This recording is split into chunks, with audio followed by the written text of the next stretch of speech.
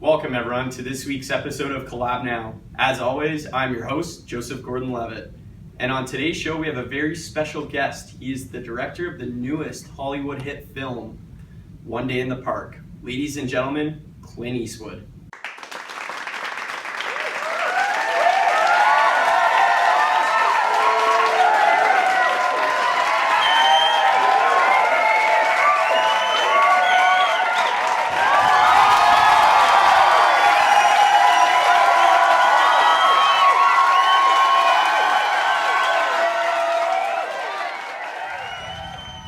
So Clint, what's up? How are you?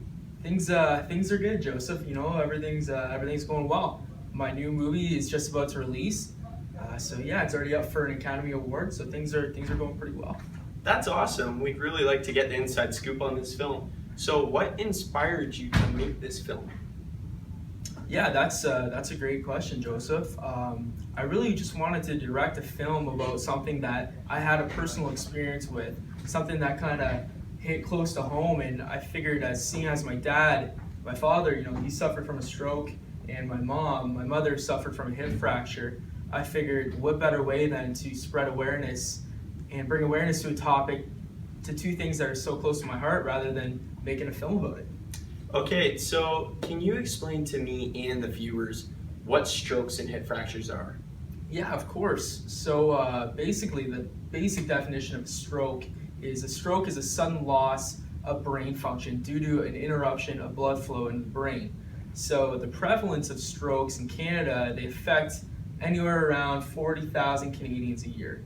Whereas a hip fracture, on the other hand, a hip fracture is a break in the upper femur bone, which is right here, the upper quarter of the femur bone. That results in a hip fracture, and the prevalence of hip fractures affect anywhere from 35,000 Canadians a year and up.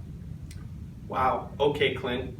Amazing. So going back to your father's situation, were there any obvious signs that he was having a stroke, and what can we look out for?